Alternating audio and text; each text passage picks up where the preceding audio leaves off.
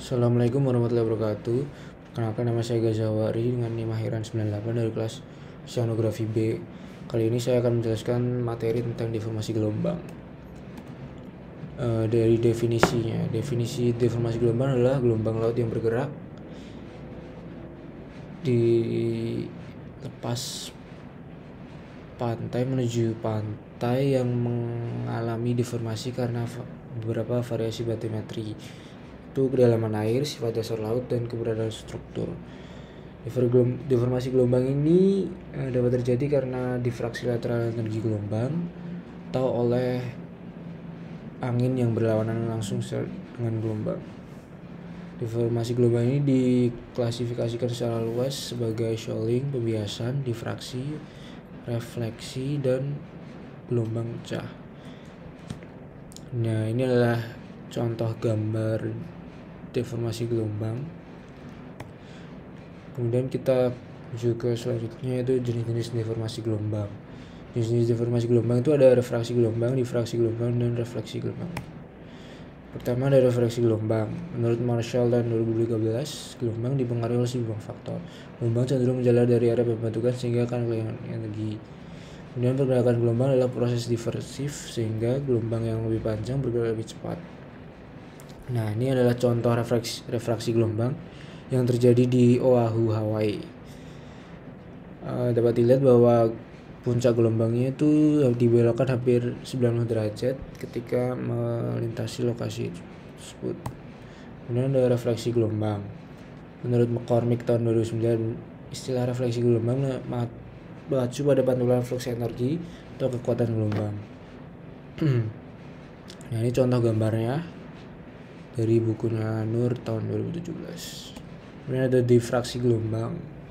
Menurut Sundar tahun 2017, ketika energi dari gelombang air ditransfer secara lateral di sepanjang puncak gelombang, yaitu searah dengan arah gelombang, maka akan menghasilkan fenomena yang disebut difraksi gelombang. Nah, ini terjadi dominan di breakwater ya, atau di struktur buatan manusia. Ini contoh gambar difraksi gelombang yang terdapat di celah breakwater di Morro Bay, California, menurut Garrison di bukunya tahun 2015. Kemudian ada gelombang pecah selanjutnya, yaitu kalau menurut Sulistianing et al. 2022, gelombang pecah merupakan proses pecahnya gelombang ketika mengenai kemiringan dasar laut. Nah, kemudian gelombang pecah itu diklasifikasikan sebagai spilling, ada plunging juga, dan kemudian ada surging dan collapsing. Nah, ini contoh gambar spilling, plunging, dan surging di bukunya Pinet tahun 2008. Kemudian kita akan menuju ke breakwater. Menurut Seng et al. 2022, breakwater adalah struktur pantai yang membagi bagian dalam dan luar.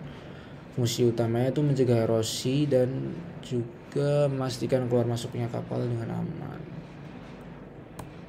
Kemudian ada jenis-jenis breakwater. Menurut Chandra Skarat di bukunya yaitu tahun 2017, breakwater dibangun untuk mengurangi aksi gelombang di area dari sebuah struktur. Kemudian gerakan gelombang ini dikurangi melalui kombinasi refleksi dan disipasi energi gelombang yang masuk.